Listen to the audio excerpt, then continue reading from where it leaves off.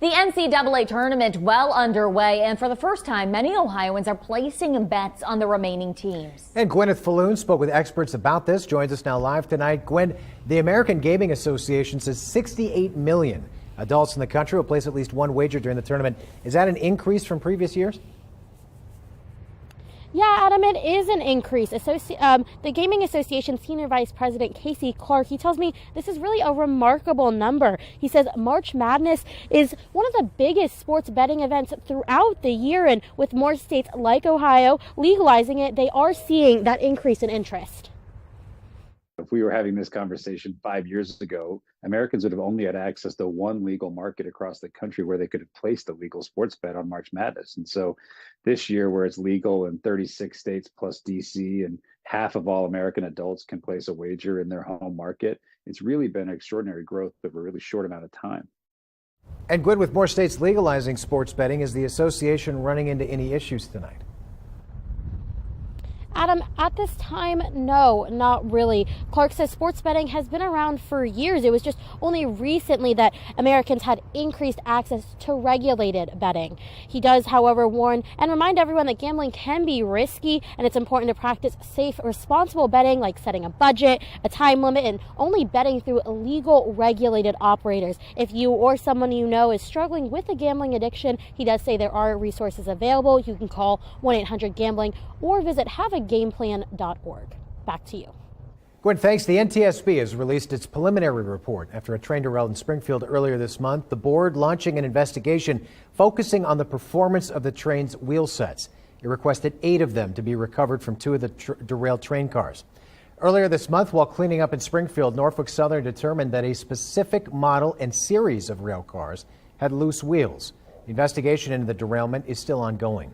And in East Palestine, cleanup continues over a month after a train carrying hazardous materials derailed. And today, the Department of Transportation is announcing it's granting over $25 million to fund hazardous material and pipeline safety programs. The grants will support projects for training first responders during hazmat incidents. It'll also advance safety technologies, it says, and reduce environmental impacts.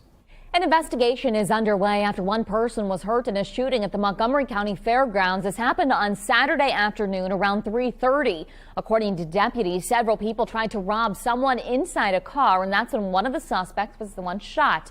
They were then taken to Miami Valley Hospital with life-threatening injuries. As we learn more about the investigation, we'll be sure to pass that along to you here on air and online. Dayton police taking to Twitter this afternoon to share results of 2 OVI checkpoints on St. Patrick's Day. In total, over 600 cars were stopped through the checkpoint, 79 drivers diverted, 4 people were tested for OVIs, but no arrests were made. 12 drivers were caught with suspended licenses, 20 without one at all.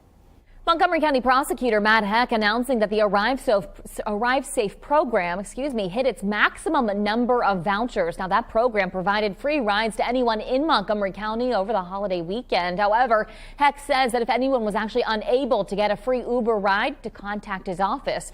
We've included the email address right there at the bottom of your screen so you can be reimbursed for that Uber ride. Well, winter, it is over, or maybe not quite totally over yet. We've still got some remnants, but we are going in the right direction starting maybe tomorrow. Yeah, already warmer today compared to yesterday, warmer compared to the day before. So yeah, the weekend was off. Let's not talk about the weekend. Yeah, it was really cold, bitterly cold weekend, but right now it's not terribly cold. We're hanging out in the 40s. We have 42 in Dayton, 36 Springfield, 41 in Sydney. So feeling pretty chilly compared to this time yesterday, though. We are much warmer, 15 degrees warmer in Dayton, 11 degrees warmer up in Wapakoneta. So feeling much warmer across the board with our bus stop forecast for tomorrow. Still cold, but low freezing tomorrow morning will be in the upper 20s. Clouds building in, overall cloudier tomorrow compared to today, but it is going to be a little warmer, climbing back up into the mid 50s by tomorrow afternoon. But I am tracking rain on the way and potentially some heavier rain by later this week. I'll have the latest coming up. Natalie, thanks. Live pictures over the Capitol building tonight where preparations are underway ahead of a possible indictment of former President Donald Trump. A Manhattan grand jury is investigating Trump's alleged role in a hush money payment scheme. Trump maintains, though, he committed no crime despite his claim that he's going to be arrested tomorrow. Capitol Police say there's currently no direct or credible threats to the Capitol, but they are preparing just in case demonstrations erupt. And Republican Congressman Jim Jordan, along with two other House members, sending this letter calling for a Manhattan district attorney to testify before their panels about the ongoing probe. In an interview today, Jordan acknowledged he doesn't know what the charges against the former president are, but he accused the prosecutors of taking up the case only because Trump is running for president. What changed? President Trump announces he's running for president, and shazam! We're gonna some bookkeeping error from 7 years ago is misdemeanor is now what they're going after. So it makes absolutely no sense.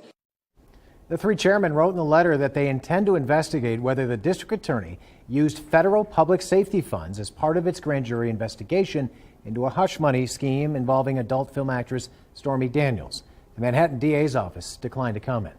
Back in our area now, and Governor Mike DeWine making a visit to Springfield today to speak with a nonprofit organization that serves people with disabilities. The Abilities Connection offers safe, inclusive workspaces for their clients, working to get them the training they need and fulfilling open positions in the community. Governor DeWine encouraging businesses to not exclude people with disabilities. We see a lot of people with disabilities who would make great employees. So I would say to businesses that are looking for someone, can't fill a job, need someone to work, don't exclude the people with disabilities. Look to them because many of them are fulfilling jobs and doing an absolute phenomenal job. TAC clients work in a wide range of industries, including making pet products, even handcrafting cargo nets for the Air Force. To donate or learn more about their services, you can visit the website on your screen. Well, many Ohioans are feeling the effects of the Silicon Valley Bank collapse. This after the state teachers retirement system of Ohio reported a $27 million loss after the collapse. Now, they say that makes up just 0.03% of their investments, which are valued in the billions. However, teachers and retirees are still not happy that they are unable to decide where their money is being invested. Our group of retirees have been voicing opposition as to the investment choices that our pension system makes. Now, in a statement, the STRS says it continues to be a strong pension fund and believes benefits to STRS Ohio members remain safe. People killed and property damaged by cars in and around the University of Cincinnati is driving a protest right now at UC. Community groups and leaders are rallying to reduce the number of collisions in the area. David Winter was on UC's campus where things got underway. Yeah, definitely a few dozen people have gathered already, Adam, and they're gathering here hoping to engage law enforcement, community leaders, and the public to try and make some change, specifically to the number of accidents that have occurred in this area, specifically accidents that involve pedestrians and bicycles. Now, there have been two high-profile collisions, as you mentioned a moment ago, involving pedestrians just within the last few months. The first happened in September at Jefferson Avenue near University Avenue. 3 pedestrians were hit by a suspected stolen vehicle. Caden Turner, 18 years old, was taken to the hospital where she was pronounced dead. Then, just last month, at the corner of Vine Street and Martin Luther King Jr. Boulevard, a hit-and-run that killed Patrick Bolton as he was walking to his job at the University of Cincinnati. While law enforcement in the area has stepped up enforcement and presence, organizers of today's event say it's not enough. I got rid of my car a couple years ago for financial reasons, and I've just been biking and walking everywhere. So as I've been doing that more and more, it's pointed out some issues with street design for me, and I've almost been hit probably at least once or twice a week, so it can be pretty dangerous. And that was David Winter reporting tonight. Now, the city of Miami Beach is imposing a curfew after 2 deadly shootings over the weekend. A curfew was put in place from midnight last night all the way until 6 o'clock this morning. And the city says another curfew is likely going to be implemented this Thursday through next Monday, March 27th. Now, take a look at this. This is video that someone captured from their 3rd-story hotel window during one of those shootings. You can see all the people there running away as they heard the gunshots. The curfew mainly impacts South Beach, which is the most popular location for spring break parties. The mayor of Miami Beach addressing the decision in a video message.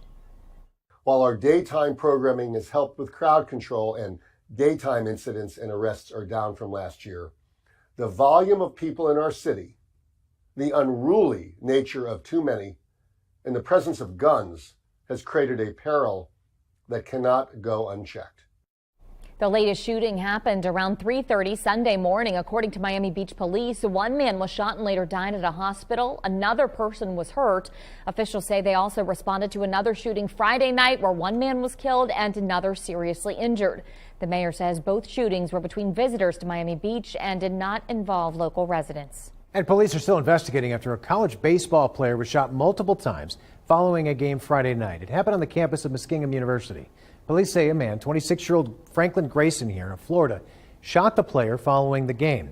Now, investigators are still trying to find a motive. Students, they got a lot of questions as well. We're not sure why it happened here, why it was after the baseball game. I mean, everything had kind of wrapped up at the game, and then this all happened, and none of us are really sure why. The student did not have life-threatening injuries, has since been released from the hospital. Grayson remains in custody tonight. Well, the lack of access to lethal injection drugs prompting one state to find an alternative for death row inmates, the execution style now being offered, and why some view it as too gruesome. Also, the president signing the first veto of his presidency, the details on that bill and why he decided not to sign. Plus climbing temperatures, but also rain on the way for later this week. That's coming up. Here's a live look from our Eco Plumber Skycam. You're watching Dayton 24/7 now.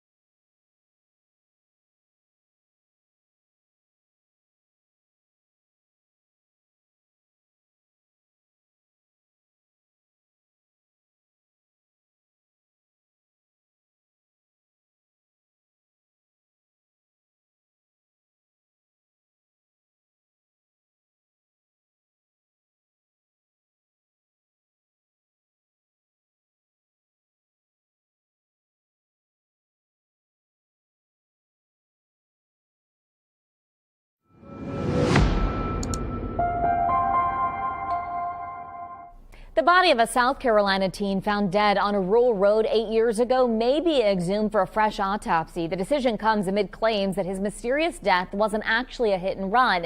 It happened about 15 miles from the property owned by powerful attorney Alex Murdaugh and his family. I hope to find the real reason for Stephen's death and the real why. In 2015, investigators said that 19-year-old Stephen Smith was struck by a car after running out of gas. Attorneys for his mother say that there's no vehicular debris to support that theory. At the time, Highway Patrol said that it received tips that Alex Murdaugh's son Buster may have been connected. In a statement today, Buster said that he denies any involvement in Smith's death, although attorneys say that they're not making any accusations involving the Murdaughs. This is not a Alex Murdaugh 2.0 or any Murdaugh 2.0. This is a Stephen Smith 2.0. And this is not about Buster Murdaugh. So this is about Stephen Smith. This is about trying to get answers to questions that his mother desperately needs answers for. Smith's case was included in the recent docuseries on Netflix about the Murdaugh murders. Idaho is set to become the 5th state to allow prisoner executions by firing squad. Supporters argue death sentences are currently impossible to carry out in the state because of a shortage of the drug used in lethal injections. But opponents say a firing squad is particularly gruesome. That bill now heads to the governor's desk for approval. Well, mostly clear skies after a nice sunny day across the area. It was a little cool, but could have been colder like the weekend. As far as what's going on right now, though, it is quiet, but we will start to see cloud cover build in and eventually rain chances that are going to be building in too. So overnight we'll drop into the lower 30s. I'm even thinking upper 20s. Mostly cloudy sky in the morning, mostly cloudy by the afternoon, highs back up into the 50s. So that will be right around normal for this time of the year, and then rain builds in. So most of the rain's going to hold off until tomorrow night. So tomorrow, most of the day dry. It's not until after sunset rain builds in. Scattered showers Tuesday night into Wednesday, few showers on Wednesday, but by Thursday, we're tracking some heavier rain across the area, maybe even some rumbles of thunder. I'm going to talk about how much we could be seeing coming up in just a bit. Natalie, thanks. Following the collapse of Silicon Valley Bank, the question remains if the Fed is going to raise interest rates yet again. While Goldman Sachs says it's not expecting more increases, Federal Reserve Chairman Powell spent months warning of extensive tightening, raising rates several times in the last year. All of this while former Fed officials say Powell should keep on going. And we learned in the 70s that if they do back off, they may pause, I don't know, but if they back off for any length of time, inflation will probably reignite, and then we'll have this problem again down the road. Now, several banks have failed over the last 2 weeks, putting pressure on Powell to pull back on the reins, even as inflation stays elevated. Live pictures over the White House tonight. President Biden issuing the first veto of his presidency, defending a Labor Department rule allowing retirement plans to consider environmental, social, and governance factors when making investment decisions. The considerations, dubbed ESG, are criticized by Republicans as politically driven. Supporters say it allows investors to support companies trying to manage risks posed by climate change. I just signed this veto because the legislation passed by the Congress would put at risk the retirement savings of individuals across the country. They couldn't take into consideration investments that wouldn't be impacted by climate, impacted by overpaying executives, and that's why I decided to veto it. It makes sense to veto it. Now, the rule does not require trustees for private companies to consider these factors. It just allows their inclusion. Another atmospheric river is headed for California. That makes 12 so far this season. The storms, atmospheric rivers, dump rain or snow for long periods of time, causing floods, mudslides, power outages, and travel disruptions. The next storm predicted to hit late tonight and last through Wednesday. Now, speaking of storms, it is Spring Severe Weather Awareness Week, and the Kettering Fire Department is going to be participating in a statewide tornado drill to make sure everything is working properly in case severe weather hits. They're going to be activating the tornado sirens on Wednesday at 9:50 in the morning. Do not be alarmed when you hear that siren. It is just a drill. A look over Riverscape earlier today as the sun was setting. Really pretty view out there. Even some people out enjoying a nice walk along the river. But I bet it felt cold with the wind blowing off that water because it feels cold right now. Yeah, it's a little chilly out here. Much improvement from the weekend, though. This weekend was miserable. Yeah, right. Anything's going to feel better after that. But we have some warmer weather, but we also have some rain that's going to be making its way back in. But warmer temperatures. Let's focus on the good. Yes, warmer weather. Tomorrow is going to be warmer than today. Back closer to normal for this time of the year. Mid-50s tomorrow, mid-50s on Wednesday, really warming up on Thursday. That's also with some rain that will be making its way in. Most of the rain, however, is going to arrive Thursday night to Friday. That's with a cold front. You can see how we eventually see our temperatures drop. So with this, we're anticipating some pretty high rainfall totals. As of right now, it looks like we could see 3 to 4 inches of rainfall for our area, some lesser totals to the north, but we'll be monitoring this closely as this could potentially cause some flooding concerns Thursday night into Friday for our area. Xavier University headed to the Sweet 16. Coming up, the latest on fan travel plans. Also, a school known for academic excellence facing backlash from parents after a change was announced to make the school more accessible. The details of the proposal and what was said at tonight's school board meeting. You're watching Dayton 24/7 now.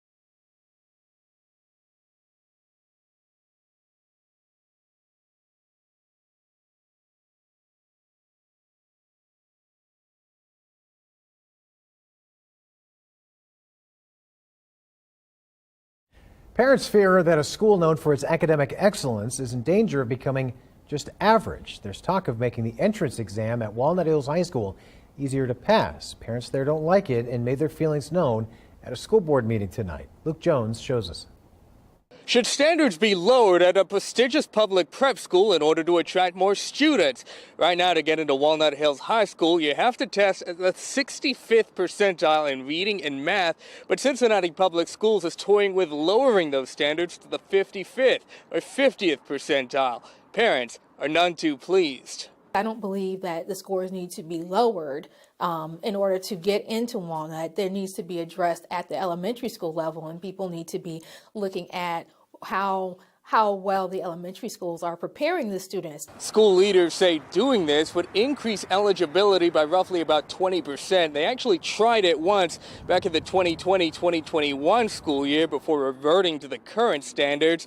It's unclear how serious they are about pursuing this. We do know they did do a big presentation on this at a public school board committee meeting last month, but no word beyond that. In Cincinnati, Luke Jones. Well, the city of Piqua is relaunching its Veteran Banner program to recognize men and women who are currently serving or hold a veteran status. Banners are going to be displayed Memorial Day through Veterans Day on light poles downtown. 75 banners will be made on a first-come, first-served basis. Banners cost $100 and will be returned to the applicant after Veterans Day. A story from our partners at the Dayton Business Journal tonight. A Miami Valley restaurant expanding to a second location.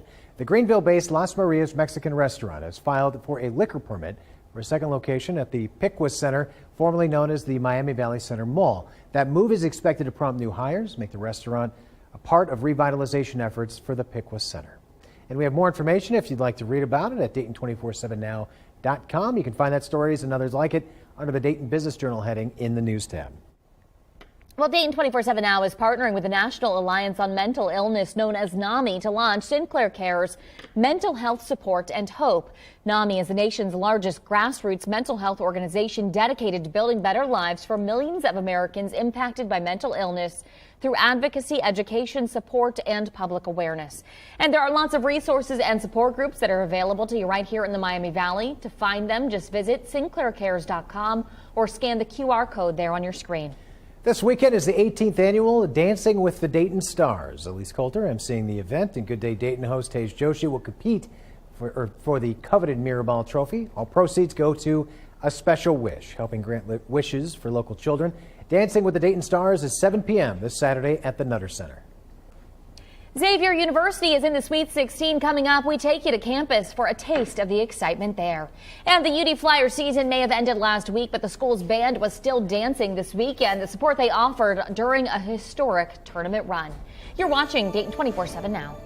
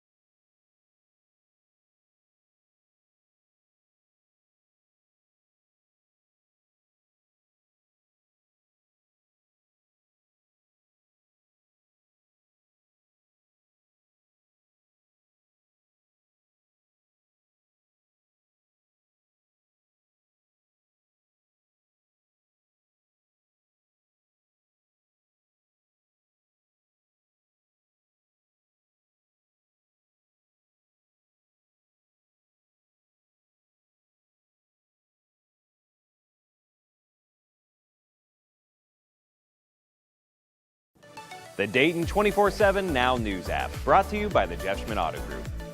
Well, after the first weekend of March Madness, the Xavier Musketeers, they are still dancing. Yeah, next stop Kansas City to face number 2 seed Texas. Brad Underwood has the latest on fan travel plans.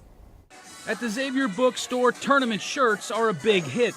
Coming soon, the Sweet 16 editions. Already about 500 online pre-orders. But if you're heading to Kansas City, the Power and Light District is where the Alumni Association will be hosting fans. We have an excellent venue, McFadden's, right by the arena. We can hold quite the party there. It holds up to 700 people. So come one, come all. We are ready to take on Texas in the Sweet 16. We are not done dancing. Tickets to the game aren't terribly priced if you're okay with sitting up top. Last check, prices starting at about $40. In Cincinnati, I'm Brad Underwood. Back to you. Well, in case you missed it, despite the team not getting into the tournament, the University of Dayton was still dancing this weekend. 16 seed Fairleigh Dickerson didn't have a band, and after playing in the first 4 at UD Arena, UD's band decided to step in to show their support, even learning the school's fight song. FDU became just the second 16 seed ever to win a tournament game before